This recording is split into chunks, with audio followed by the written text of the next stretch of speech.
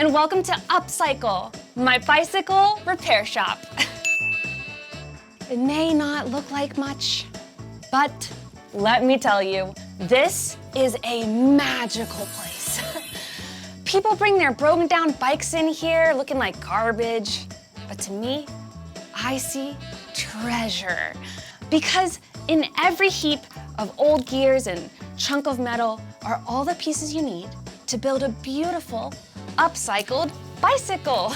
It may not be brand new, but it's got a lot of history. So many memories of wonderful rides and lots more miles to go. And man, I get a real kick out of each bike's transformation. Get it? A kick? like a kickstand? Oh, it's a kickstand. I made a bike joke, oh man. But seriously though, sometimes looking at what you have in a new way, it can change everything.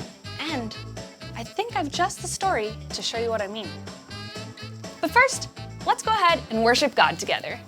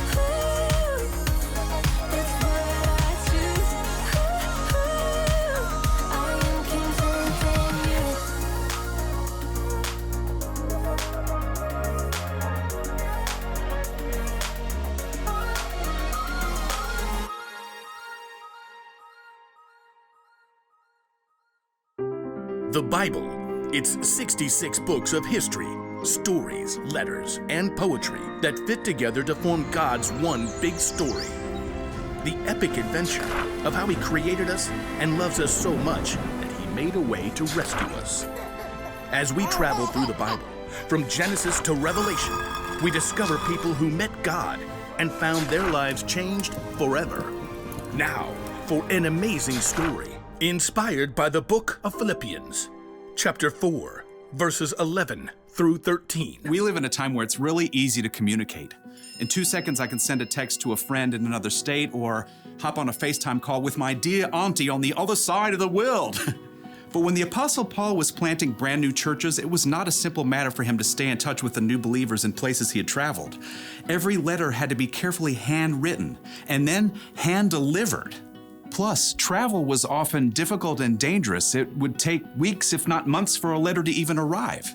So whenever Paul wrote a letter, he chose the very most important things to say. Every word mattered, including these verses he wrote to the believers at the church in Philippi. I have learned to be content no matter what happens to me. I know what it's like not to have what I need. I also know what it's like to have more than I need. I have learned the secret of being content no matter what happens. I am content whether I'm well-fed or hungry. I am content whether I have more than enough or not enough. I can do all this by the power of Christ. He gives me strength. See, Paul wanted the Philippians and us to understand that God can help us be okay in any situation, no matter what we face.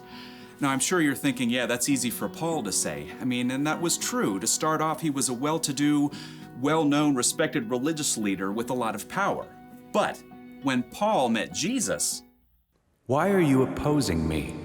Who are you, Lord? Everything changed. Paul's new outspoken beliefs upset both the Jewish leaders who had been his friends and the Greek and Roman leaders who were afraid Paul would cause trouble. Paul himself recorded some of the crazy situations he experienced during his travels. In a letter to the Corinthians, he explained, I have been in prison. I have suffered terrible beatings. Again and again, I almost died. 3 times, I was shipwrecked. I have been in danger from rivers and robbers. I have been in danger from my fellow Jews and in danger from Gentiles.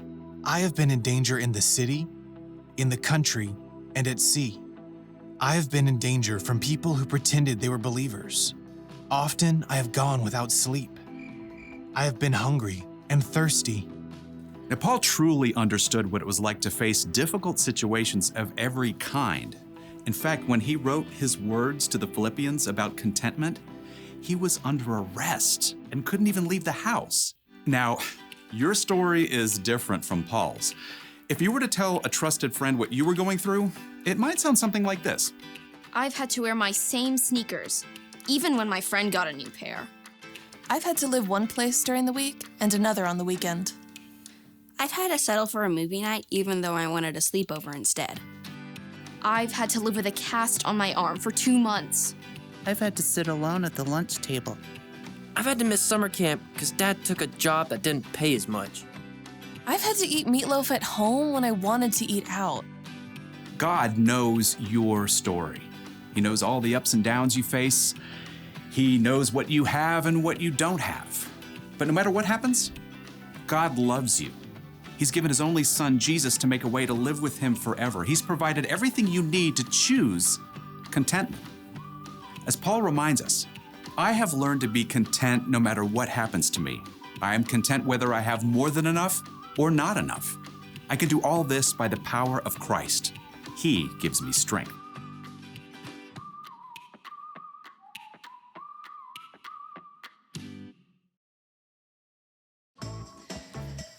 Woo! Our buddy Paul, he went through some tough stuff and some dangerous stuff. And I think it's important that we pause to say, if you're ever in danger, ask a safe adult for help. But that's not what we're talking about when we talk about contentment, which is about learning to be okay with what you have. You see, Paul learned the secret to looking at things with new eyes. It wasn't just about him being tough and getting over it. No. It was through the power of Christ.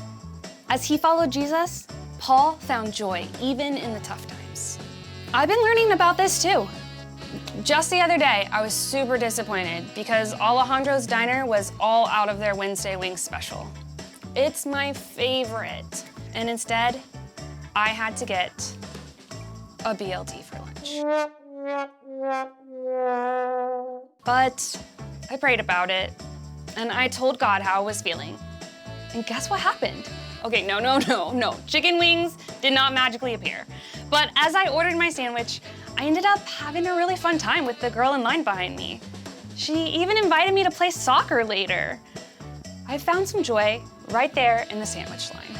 Thanks for that, God. A sandwich wasn't what I wanted, but God gave me the power to change my attitude. And eventually, I was okay with it. I don't know what you're going through or what disappointments you might be dealing with. It might be a lot bigger than a sandwich and sold-out wings. But no matter what it is, God is with you. And God can help you be content. That's our one thing to remember today. Let's pray. God, thank you that you love us. Help us when we're disappointed to be near to us. Please give us your eyes to see things and help us be content in all of our circumstances through the power of your Holy Spirit. In your name we pray, amen. Well, that's all for today, friends. Remember, Jesus has the power to help you see your stuff differently. And you might just find that when you ask him for help to be content, joy comes rolling in. Bye.